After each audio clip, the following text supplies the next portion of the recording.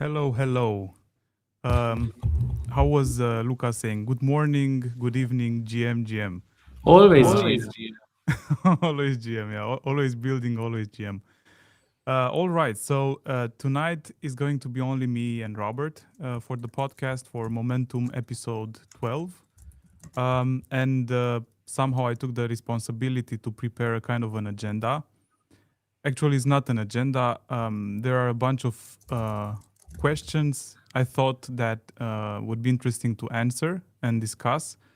And most of them are around the fact that it feels like programming hit a huge milestone or a huge change is going to happen to programming. But talking about milestones, how are you, Robert? What milestones did you hit lately? Oh, I am hitting a lot of code. Definitely. I hope the live doesn't hear me two times. I am hearing myself from you guys. So my mic might work in that way, but I do not I know hear it you in well. live. It should be checked. On the other hand, I've been building a lot on Agentic Commerce with the other guys. It is super nice, super fun. We are moving extremely fast. I couldn't have imagined 3 months ago what can be achieved in 1 month or 2 weeks or 1 week. It's amazing. Like agentic development is the king, and if you are writing your code manually, then you are doing it wrong. We are hitting some milestones every single day. Right now, I think that right now the whole things changed in perspective. It is not anymore about time or timing. It is more about what you actually want to build in order to create value.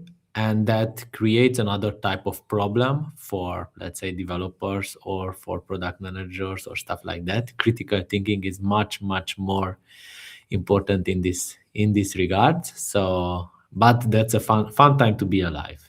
I love it. I enjoy it.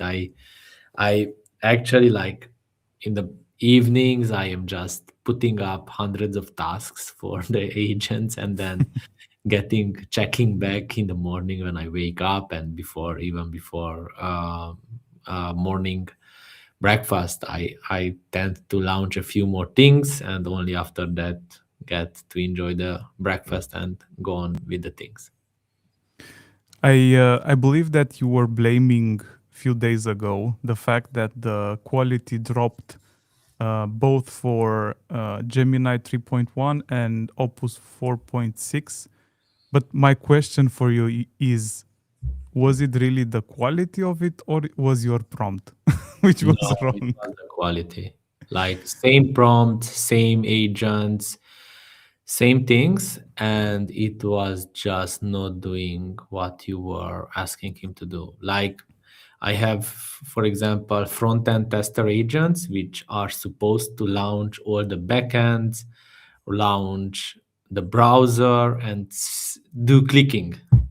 Hmm. And one day before, I was doing okay slash front-end tester test this, and I was seeing browser popping up, doing the clicks, making verifying, making the walkthrough, showing me photos that things are working, or showing me bug reports. After the new thing come, like even with Gemini 3.1 last Friday, like this kind of testing was amazing and it was much well handled than Opus 4.6. Then the weekend passed by, uh, and in Monday, same agent, I said, okay, test same kind of things, 5 things or 10 things. After 1 minute, it says everything is nice, everything is cool. The browser was not even opened, and this was Monday for Gemini, and Tuesday on Opus the same thing. Yeah. So it was like it was, I don't know, it was super strange in that sense. Yeah, that's it. I totally agree with you. So you can achieve so much in a shorter period of time. And I think that we are indeed living this era where programming means sitting at your desk and typing code into this IDE, or I don't know what editor you are using, for hours and hours and hours. But now you are just spinning a few agents, and then you just have to review, steer it, and verify. I don't know if you remember, but when we were working together, the previous workplace, and we had some students. That's what we were actually doing most of the time, reviewing, steering, and verifying. And actually, they were also sometimes hallucinating, misunderstanding the requirements that we were giving them, and sometimes they were shipping some nonsense. Of course, most of the times they were testing use cases or scenarios, but yeah, it happens. um, I believe that it means that now you can work with this team of junior programmers.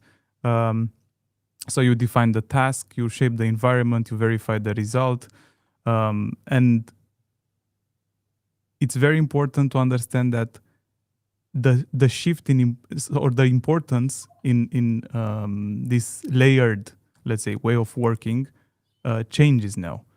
An important new layer appears, and if agents will become default, it means that tokens will be the raw fuel, and the hardware will become like the bottleneck. And we have seen lots of problems in the industry and on the market with the prices for RAMs, especially. And we will probably get back to that and why the RAM became so important. But talking about this entire process and the way how we, let's say, relate to it, I'm curious how much of these new tools, processes, experiments um, were used for example building Supernova. Oh, like the whole team is using, I think, all the processes. Definitely like security, auditing, penetration testing, and code reviews, code writing, and all things step by step. It is actually uh, done with right now with people and agents as well. So it is like just adding all those things on the top so that all edge cases and everything can be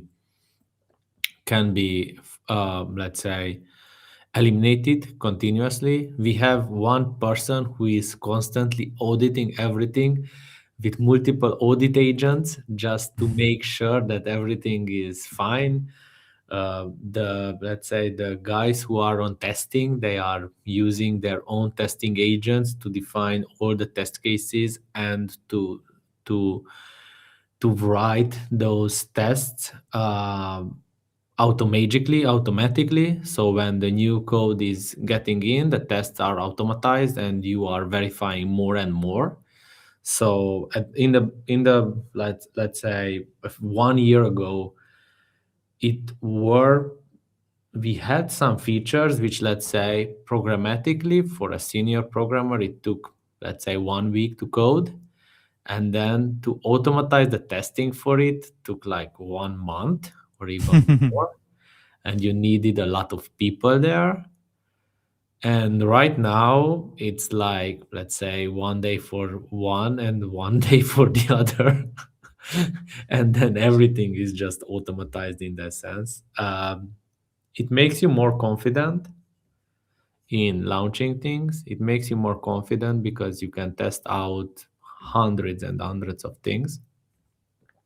Um, and it makes you, let's say, to not decide depending on how much time it will take for us to develop, but what is the real value you try to bring in to the system without any kind of let's say any kind of time constraints. So it is not about time, it's about ideas and about being present, with making those critical decisions that you are doing the whole things correctly.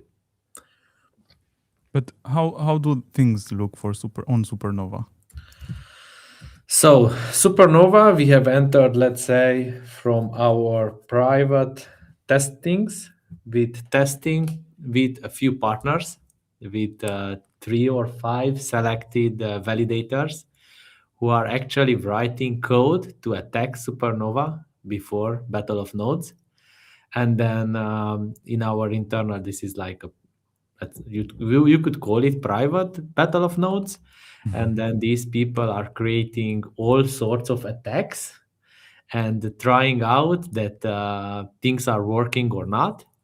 Like Dr. Delphi, Mihai Eremia, Eddie Nutsev are on the list, and then I have seen quite a few things, or Claudio with X Exchange, and I have seen quite a few, like millions of transactions pushed, edge cases found on relay transactions, then fixing some logs, fixing 3 access, fixing restarts, and everything around it.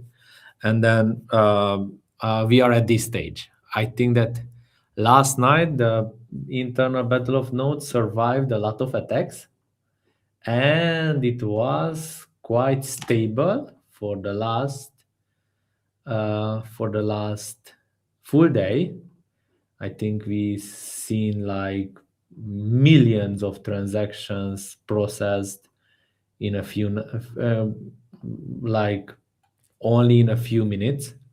Like one of the sustained stress tests in 5 minutes, it processed over 2 million transactions. So, Nice. and that's like on the bare minimum machines running on VPS. So, and coming these kind of external attacks from the others. And yes, these transactions are those ones which are tried in such a way that it stresses some of the parts of the code, which seems to be, let's say, from our side, uh, not vulnerable, but let's say they might use more memory or more processing. So we are trying to find those points, especially so that when it goes out live, it's not like somebody finds these edge cases and then blocks are not processed. So this is always like trying a little bit monkey testing, chaos testing, that the edge cases. We have the old calling, which is like throwing bricks.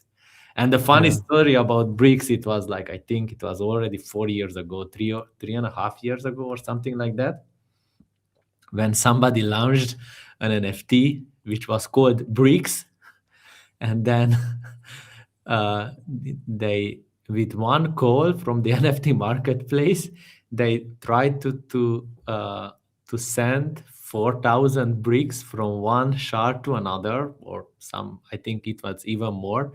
Even each of those were individual NFTs, and it went over like a defined small constant. We had a forgotten constant from the beginnings, uh, and then like the cross shard from those two shards did not work, and it was on the mainnet, and then the whole fix took like one line change in a config. And that the funny thing about it was really bricks. Bricks bringing down the things. Yeah, I think we could write a book about things that we've. Okay, a very special book only for geeks, but very important for the history of the network. And now, all those being said, and this status being reached, when should we expect the battle of nodes, the real one, not the private one, not the friends and family one, but I'm curious about the real one. When will it start? I think that if nothing breaks until Monday, we will have an interesting week next week. Oh, so Monday is the lucky day. No, the whole weekend. Okay, so March is the lucky month then. Yeah. So the weekend, the idea is that we have it has to survive. It has to survive the weekend and the weekend ideas. And then And if the lucky bone survives, then we are fine. I'm curious. I don't know if it's the case to go through what the battle of nodes means and how it will, let's say, how will it be launched for the users. But I'm curious if there are some expectations from your side for what will happen. For example, if you would have to go on a prediction market and have some pools there, what would you add as a pool on a prediction market related to Battle of Nodes? Whether it will crash or not in the whole First, yeah. time, that would be fun. That would be one of the things. But I would say that it has a good chance not to crash. But you definitely do not know whether somebody finds a really interesting thing, and then we see it that we have to change something. It might happen. You might also, let's say, bet on a prediction market how many upgrades will it take until Exactly. from Battle of Nodes to full release. I don't think that we will have 150, which we had on mainnet. But if we compare it as code, it is close to, or code features and stuff like that is close to as launching a new mainnet. It's actually like changing the engine on the car, and it's not only one car, it's like four cars running in parallel and changing the engine on all four of those. So uh, Hmm.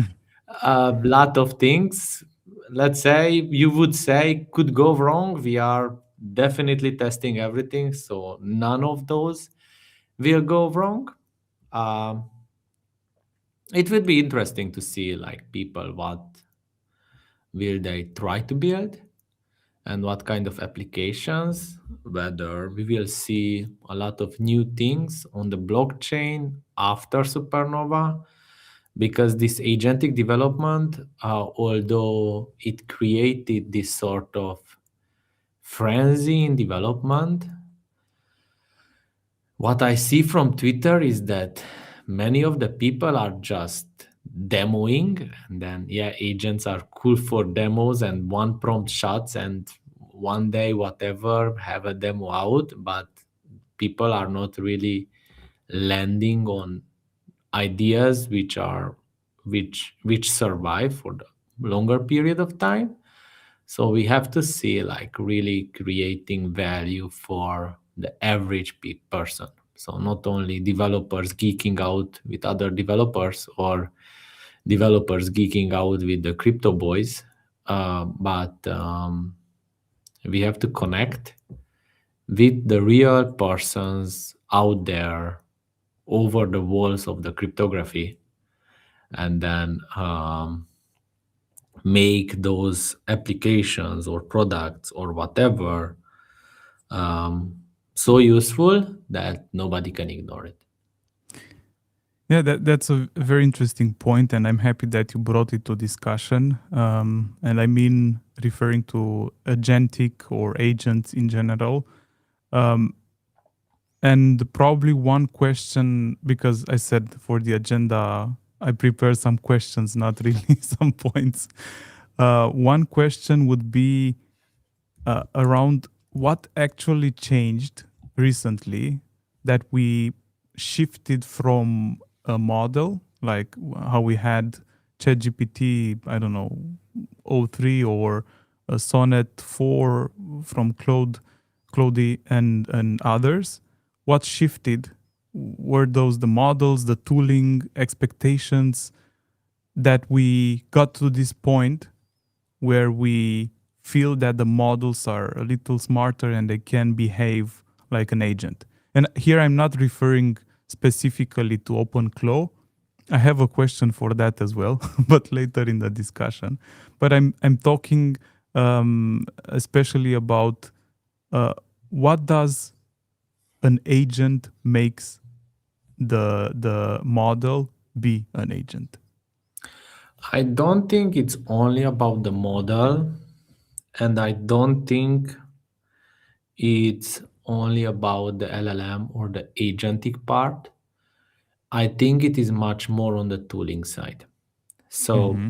let's say I wrote about this. Like I started to code with Jules back last year, I think in April or May. I started with Jules with Google. And then when you prompted well, it made good results. But it was only, let's say, web interface, and then the web interface had all kinds of glitches, used a lot of RAM. You couldn't set up for your own machine, you couldn't set up your own agents, your own skills. You It was always a copy paste. Okay, now I have to do this, then copy this kind of prompt, use this kind of prompt. And it was a lot of manual more because of it.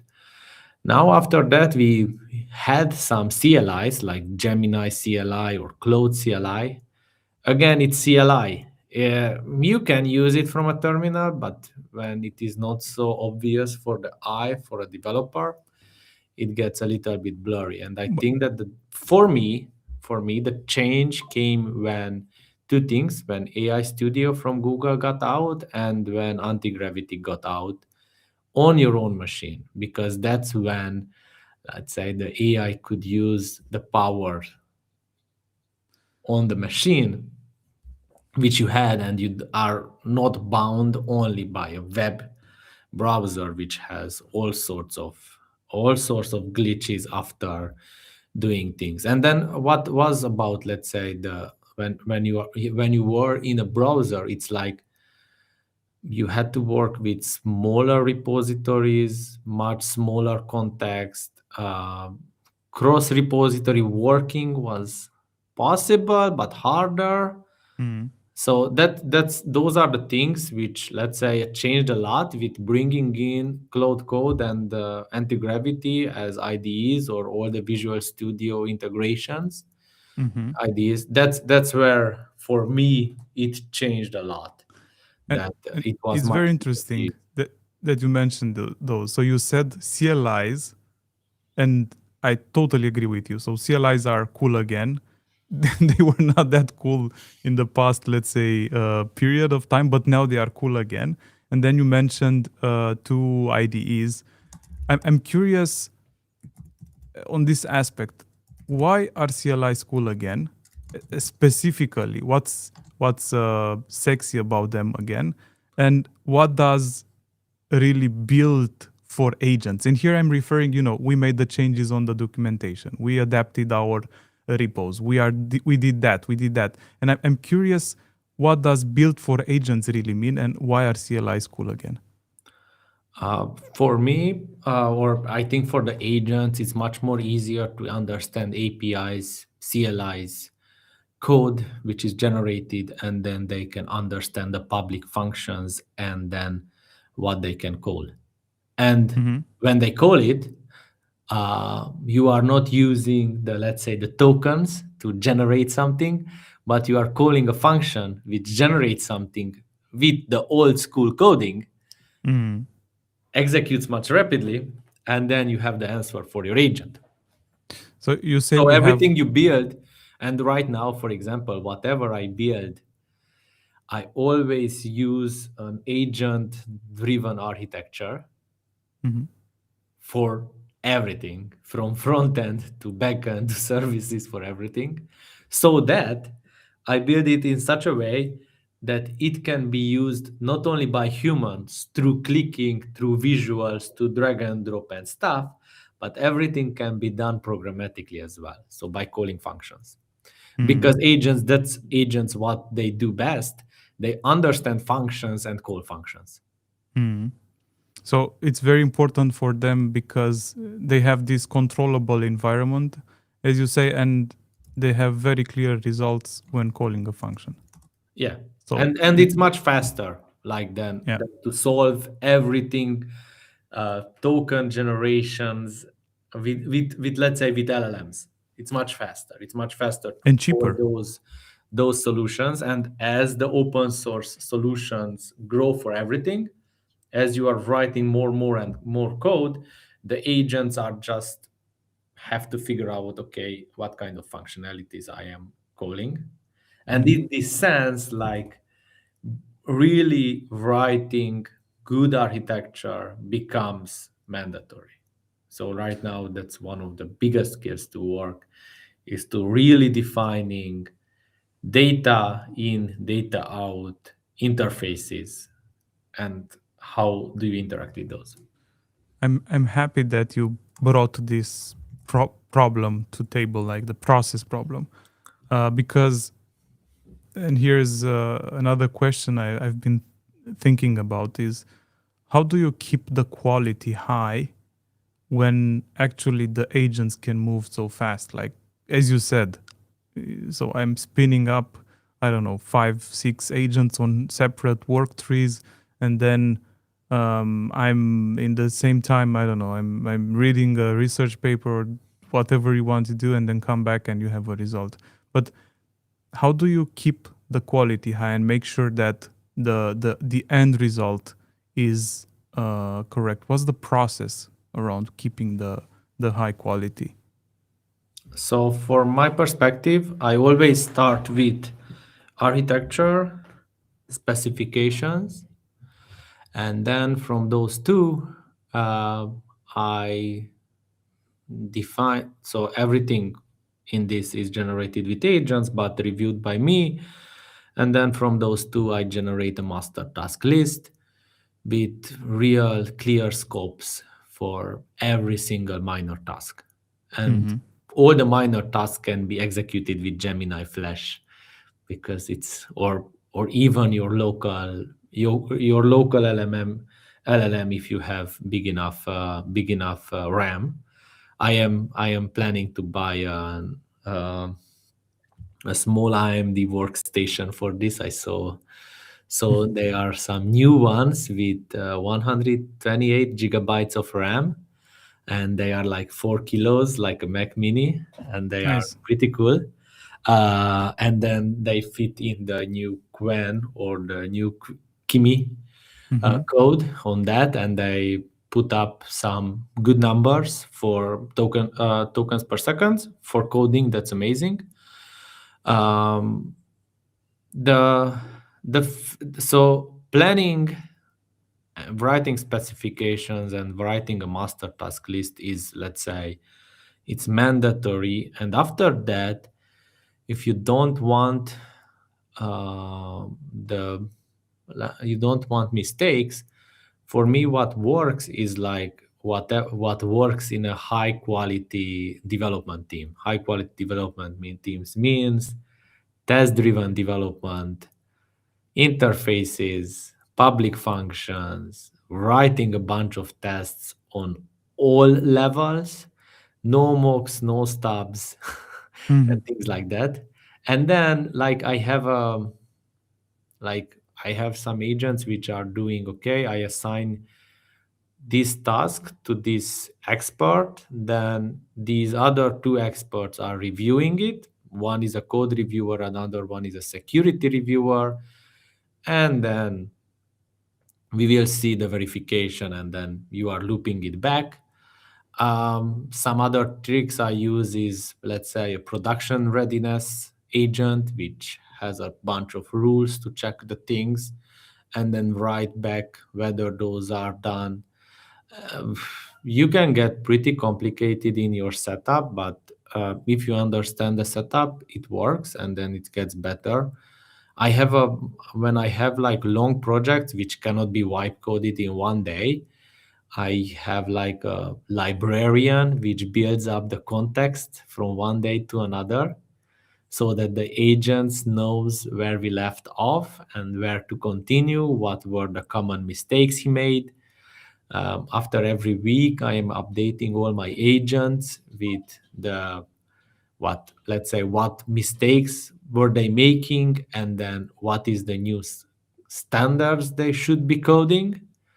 And also I add a bunch of, let's say, rules, um, like 4 or 5 rules which are checked after every session, so that things are working well in this. It might seems like a lot, but I am not hitting limits with my In consumption, or tokens. I'm not hitting limits. I don't understand what the US guys are doing. Everybody's saying that they are paying thousands of dollars on cloud content. I am like, what are you doing? I am coding on 2 laptops non-stop with agents, not hitting the limits, and you are you are in thousands of dollars. It's like, but are you using also Claude, or I'm is using the Gemini, but Gemini? on Gemini I'm using the Opus 4.6, and then for right now, for most of the things, as 3.1 is not fixed yet, and I'm not hitting the limits. So it's like, Mm-hmm. sometimes I hit, because it has like the 5 hour restart on the Yeah, yeah, yeah. Gemini, and I hit like when I have like 50 more, 15 more minutes uh, until reset. So I Yeah. go out, I take a water, take a 10-minute break, and then, okay, let's touch move on. touch some grass. Yeah. So I don't understand what are the people doing out there.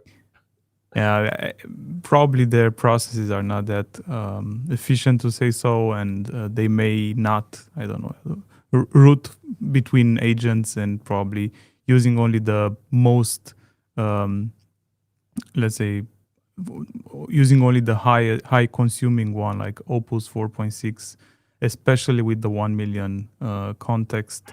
That would probably kill your usage very fast. So, Yeah, but but 1 million context is already too much for an agent. That's why I think that they are like one-shotting what I said with the specifications and master task list and everything.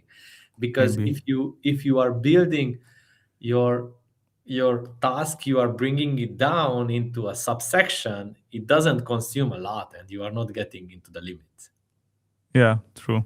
But this brings back to, so the process that you are saying actually is a very, let's say, um, discussed one. I've seen it on several posts, and it's quite similar to what you described. So, indeed, you have to define the definition of done that is testable to the, let's say, agentic framework that you are using, and then using the TDD process, test driven development principles, indeed brings a lot of benefits to your let's say development process, especially when you combine it with some review gates, like as you were mentioning. It's very important how to design the prompts and the tasks. Is very important how you define and you prompt the skeleton of the project, what's the core logic, and you have to understand it.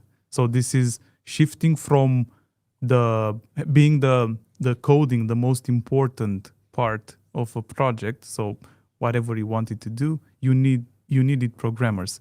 Now it's enough to be a very good architect, and you can and the coding is nothing but a language, to be honest. So you can move from Rust to JavaScript to, okay, I'm just naming some Somewhat programming you are languages. using, and you don't know how to code on those. Just joking, just Exactly, joking. exactly. um, and then it's very important, if you have a interface there, how do you wire the interface?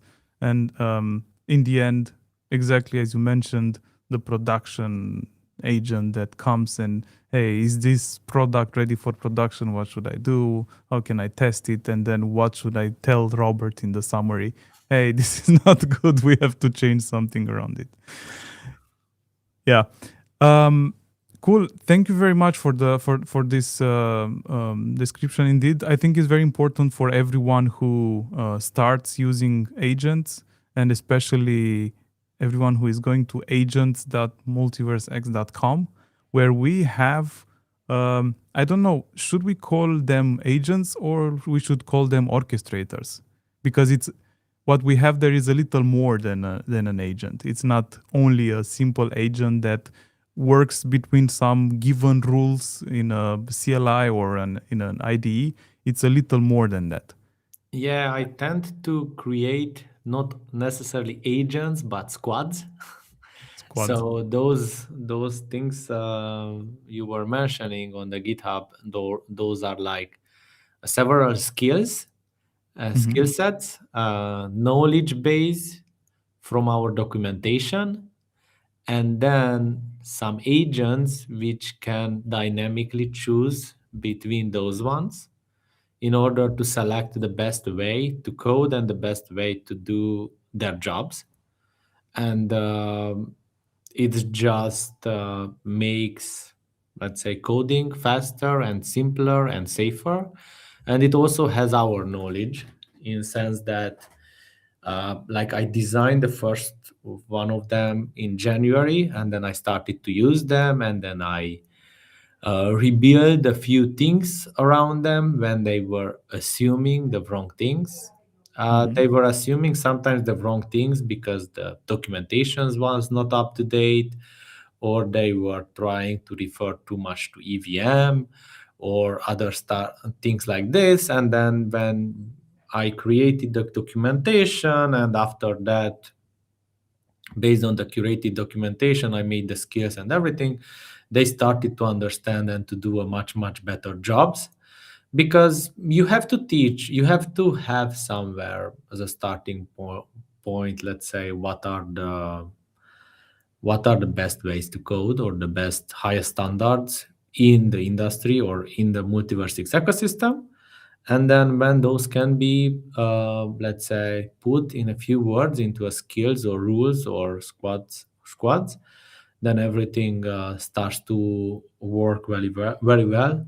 What I see is that people here on MultiverseX, and not only the core people, but all people, have a much easier job of doing agents and front ends and everything on top of MultiverseX, because just because how the whole processing system looks like, how the SDKs are different Mm-hmm. from EVM, and let's say how the token systems are different, how the contracts are different. And because of that, everything is just much more simpler. Even a security auditor is much smaller than one you need for EVM, or anything gets much simpler. So I think that we had made a bunch of good decisions when we wanted not to go with the EVM, but to design our own versions of the code and our own versions of, let's say, architecture, which was driven by correctness from start and not driven by hype. So I am quite happy about that, because that's how you make things which last. And again, even in with agentic development, what makes what makes to last are those things which are created with, let's say, an architecture which is really well thought, which is by design from the foundation, is much correct.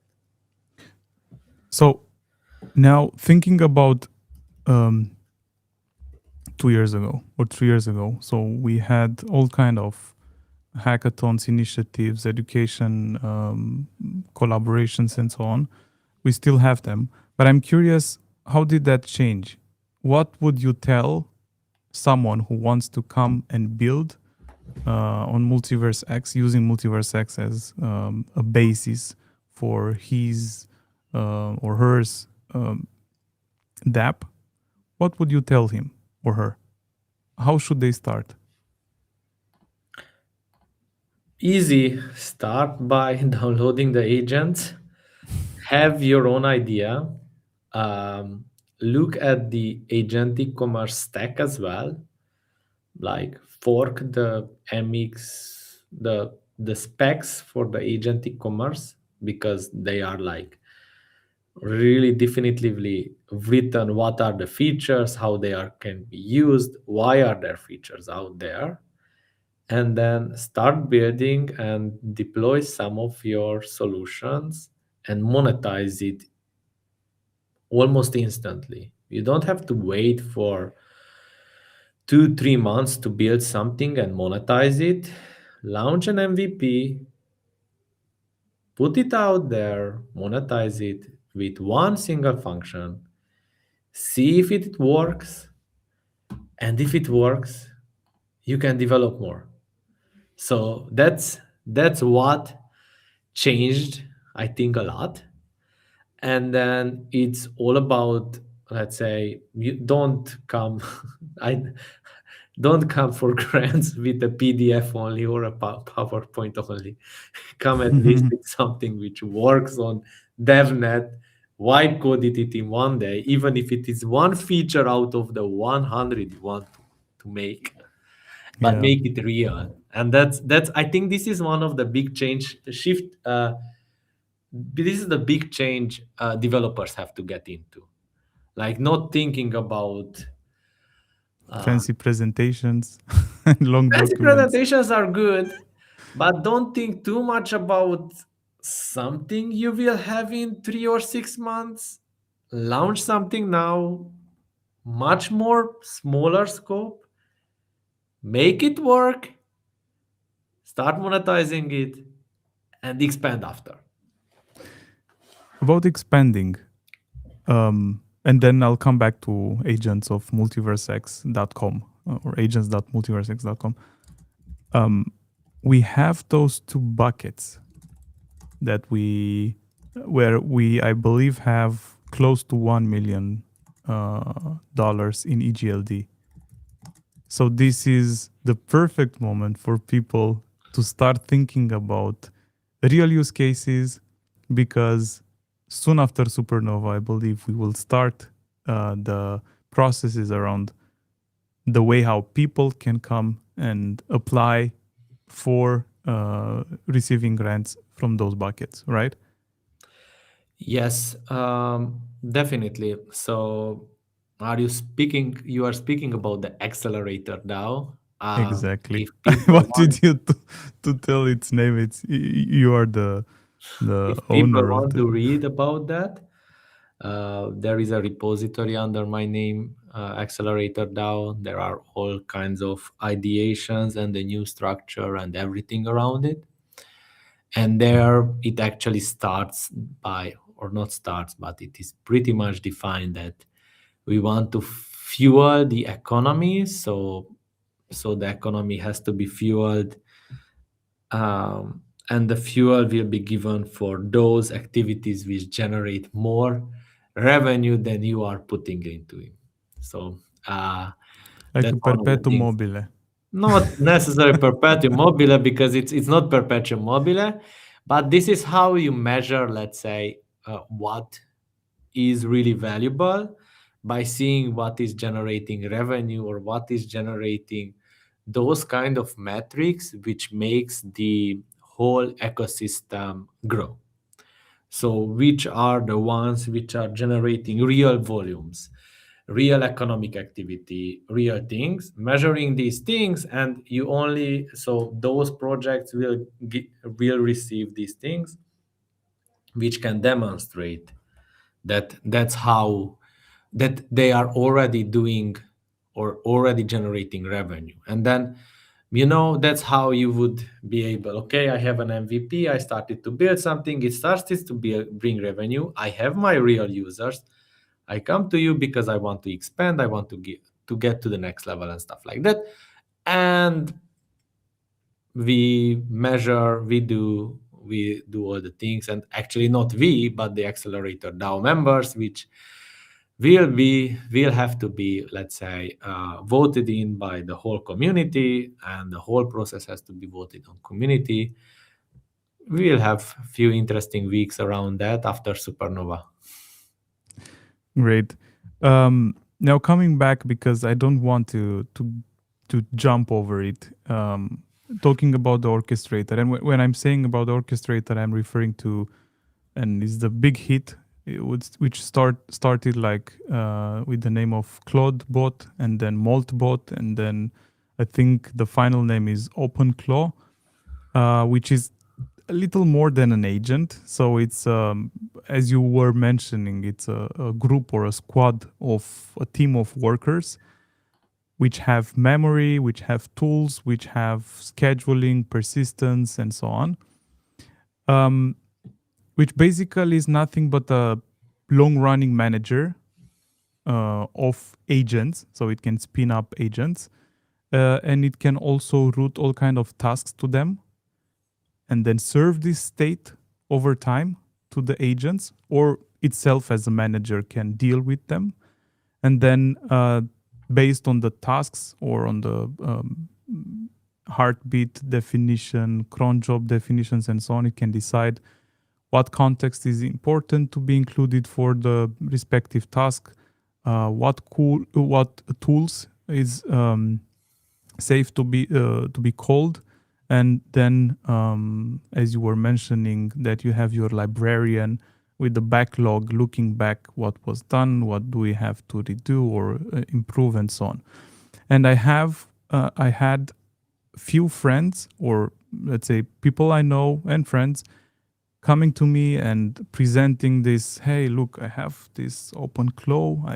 I've I don't know, some of them are running them locally on a MacBook or Mac Mini. Others are keeping them on VPS, and they say, look, I have this great idea. I gave them my PAM keys, and this is my secret key for I don't know what.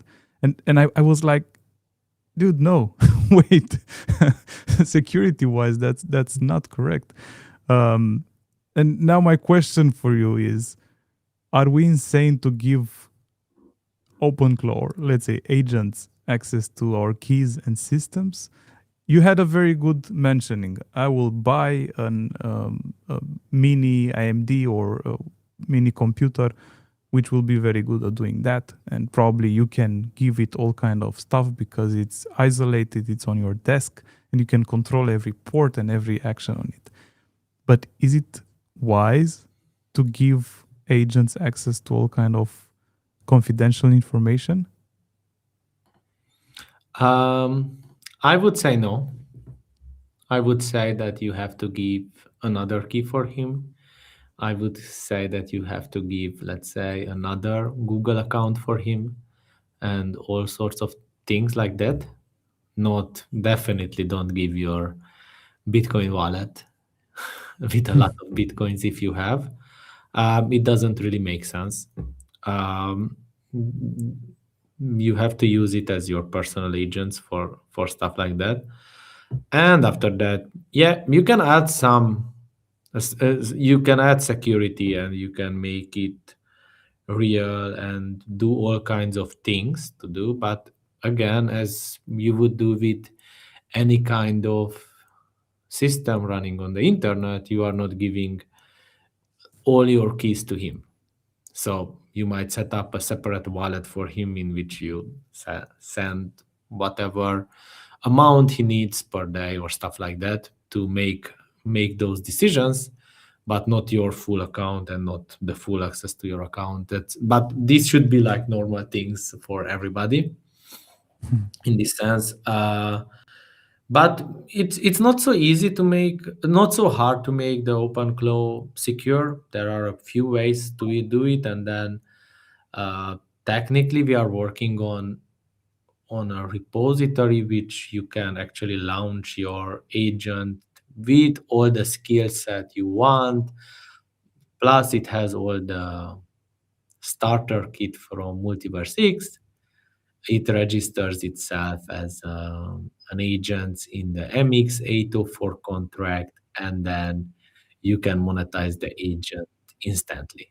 So, for example, if you have some really good prompts or really good systems which make market research and then or web scraping, and then you want to make this thing to be monetized, like people would pay $10 for a market research every day, what to buy, what to sell, or whatever.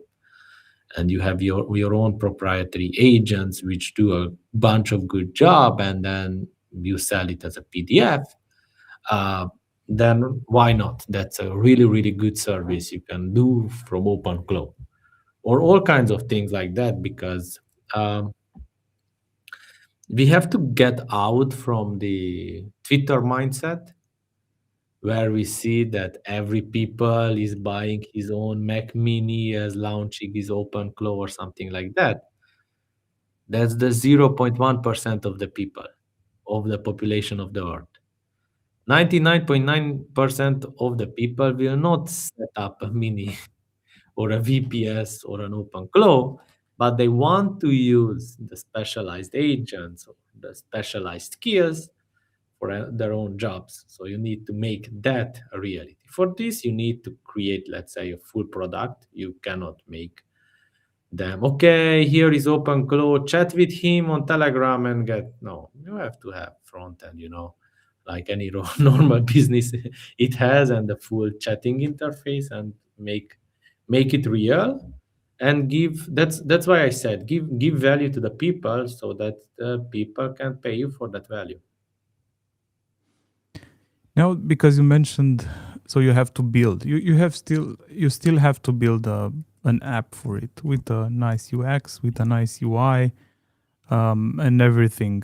But I believe that the App Store concept, how we know it, it's actually going to change a little, because there are some very hyper specific needs that don't justify a dedicated app anymore. I mean, No, you can it's build it. like you need specialized agents, and then you need, let's say, an orchestrator or something, a simple phone app Exactly. which can call those. Yeah, exactly. So before it was like, I have this idea. Let's search the app store, try something generic. I don't like it. I want to build a custom app. I have to pay real engineers to build it, to build them. 3 months later, or probably more, there I have my app. I'll put it on the app store and I'll sell it. But now the process is changed. You just open a IDE or whatever app, like those AI generation apps. You describe them, then there's an agent that generates a front end for it, or a small tool or whatever. You just host it there. You can do everything in the same platform. I don't know, maybe 300 lines of code or more. And then it lives in this private local, let's call it dashboard, if you want, I don't know, for a to do list tasks. And then it's temporary. You just need it for 1 month, and then you delete it and you start again for a different topic that you may have started. So you don't have to buy an app and then use it for, like, buy it forever and use it for two weeks, to say so. I That's a reality only for the developers. That's a reality only for those who get into this kind of vibe coding, or not only vibe coding. That's Mhm. why I said that you have to get out from the you have to get out from this Twitter thinking that everybody is doing that, because that's not the reality for most of the people. Most of the people will have another type of reality for this, and they need to, they have real jobs, let's say, in the world, not in the digital ones, and they just want the solutions without the headache of building the solution. But hear me out. So if it's as simple as opening an app and writing, I need a list, I need a dashboard for my soon to come, I don't know what event, and that's all. And then you just describe the changes that you want on an already provided app, which most of the times matches your requests. Why do you think that this is going to be only a developer's thing and not a general thing, like how messaging apps were, or how, I don't have a better example, but the rate of adoption, I believe, in this area will change and grow very fast, soon enough for everyone to test AI generation apps. I do not know if they have the knowledge or To the prompt, the knowledge to prompt, or what do you think they need more than that? If the app provider will just keep track and make sure that everything works. I don't know if they have the, let's say, the language on how to define that. So it's indeed a matter of how to prompt it, because It's not about prompting, it's about thinking, it's about critical thinking. You cannot assume that, let's say, a person who 20 years worked in Lidl as a cashier, and that's what he does, she does nonstop, that he will build or she will build an application for herself for that kind of thing. From my perspective, I assume that she wants to use existing ones because she will not think about that. Okay, interesting perspective. I But there hope. are some others who will build all kind of crazy applications, and they need crazy applications. I just like speaking with a few people. Um, a lot of them, especially from companies who want to automatize things, and let's say they are the CEOs or stuff like that. They would like to hire someone to build this kind of automatizations and small applications and things like that, pay for an external company to do that and not themselves. Mhm. Just this is, let's say, what I have from some conversations of 3, 4, 5 companies And around. why? Why is that? They have a mental block. Oh, That's it. That's mental block and time block. When you are not in the digital, you are the CEO and you are not in the digital world, but you are managing people, you see the problems of the people, you see that there is some kind of vibe coding, you feel it that it's opportunities. nice, but you are so far from this world that you just cannot imagine the first steps to be taken. But that's not a problem because they are bunch of developers who would be able to do it. Not who, with the right set of tools, would be able to provide all these kinds of customizations for clients. Now you brought this subject, and I think this is the most human part of the podcast now. What happens to programmers or to teams and careers in IT if agents become default? Let's say for, and I want to believe that most of the people will use them, but let's stay in the hypothesis you mentioned for programmers or in IT sector. If agents become default, or no, not if, when agents will become default, what will happen to teams and careers? Much smaller teams, one person ruling them all. Uh, Small startups with 5, 10 people creating awesome things. So You don't need teams of 100 or companies of 1,000 developers. All those corporations will just crumble. I'm thinking also from, if for example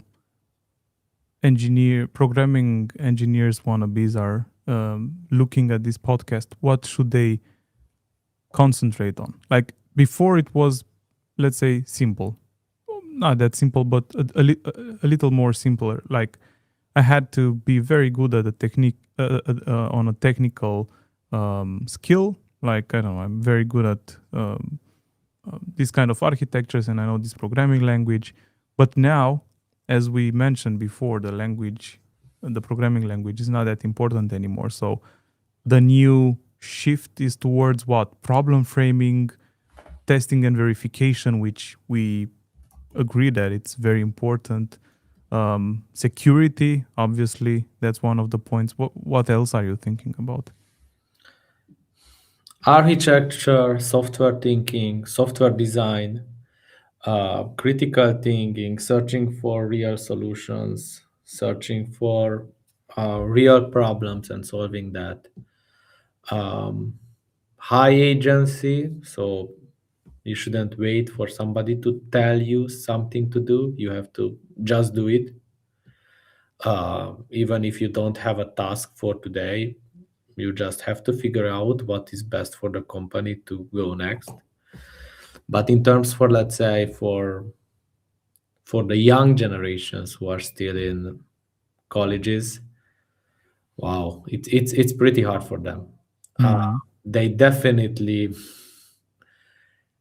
have to wipe code at least as much as they are in classes. Vibe code and code, I think. Yeah. Definitely code because they have to understand the basic principles. Because Yeah. if you don't get the basic principles, you don't get, let's say, the books of like Angel Bob, you don't get what is objective oriented programming, what is a TDD, what are these concepts, you will not be able to go on and build in big systems, not even with AI, because you will not understand what AI is doing. You will be only, let's say, managing to make a landing page and that's it. Hmm. So what you are saying is actually that for teams we will have fewer people doing like the raw implementation. We still need people doing raw implementation because from my experience there were lots of cases when for a one line fix that I wrote, the agent tried for 2 hours to solve. And those kind of things will happen due to several reasons.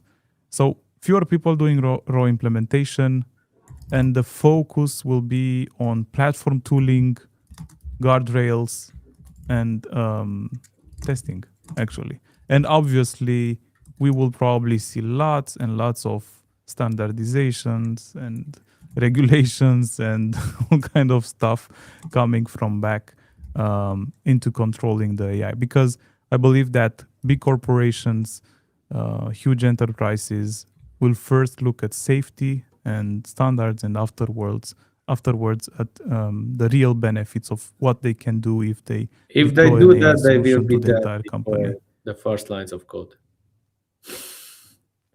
Yeah, So those but corporations who are still. still thinking as you are saying so, and I know that there are a bunch of those, especially here in Europe, they will be dead before actually moving into AI agentic coding.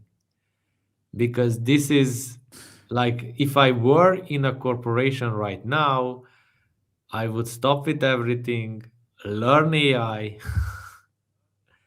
remake the whole structure with AI, whole development teams and everything, and starts from scratch, deleting the legacy codes. Especially on those big corporations, you have massive specifications which were done by people, and those are specifications which were reviewed and all those processes and good. From those specifications, much better code can be written with agents, and you can start from Hmm. scratch everything. Like literally, uh, if those companies are not doing that, in 2 years they will be disrupted completely. Even though agents are not great at all tasks, so probably they will still find some examples and some um, situations where um, agents are still doing fuzzy stuff, as you were mentioning, and maybe they don't need it. Great, Robert. How much time until everything? I think Dario Amode and also Jensen Huang and Sam Altman. I mean, everyone from this AI field is saying that by the end of 2026, I think even Elon Musk said something, um, entire programming will be agentic. Yeah, Like everyone will be able to do it. It's. Do you think that it's 2026 or I said sooner, later? those companies who are not doing that, they will be disrupted. And I It's know simple that a like that. lot of companies will not do that because they have thousands of corporation guardrails and they are afraid of moving, and because they have hundreds of managers which are afraid of doing that. That's the reality. But they will be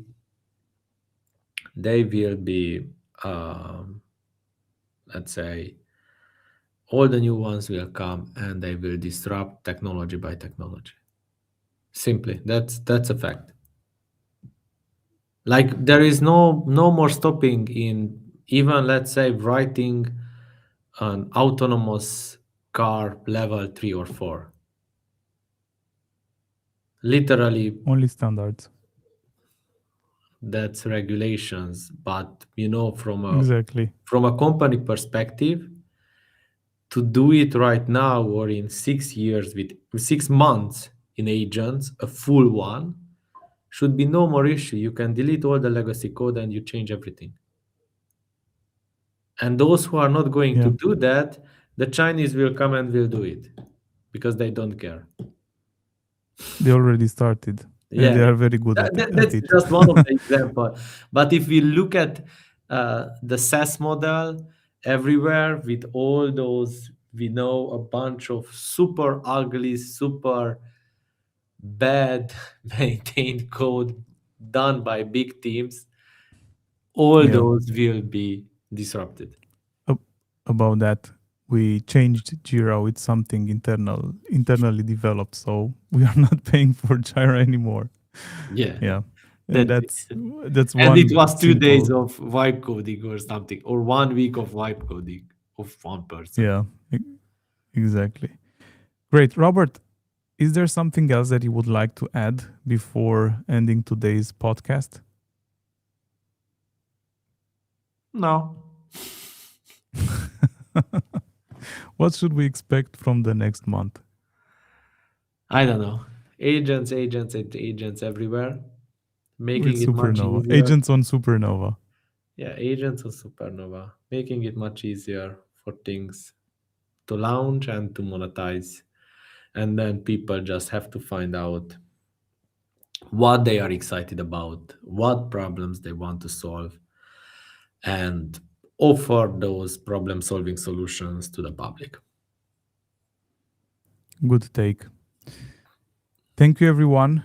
Um, we we are going through a change, through a shift, and it's not only about AI, but also the blockchain ecosystems are feeling it, and they are trying to adapt. We see all kind of experiments everywhere. We are also experimenting, but I think that the most important thing would be for you as potential users and builders to start experimenting and deploying to not production first to development setups like using the devnet in our case, and present the projects to us, uh, and we will do anything that we can for you to come to production. But until then, thank you very much for watching our podcast this time as well. See you next month and have a great evening. Thank you. Thank you. Bye bye. Bye.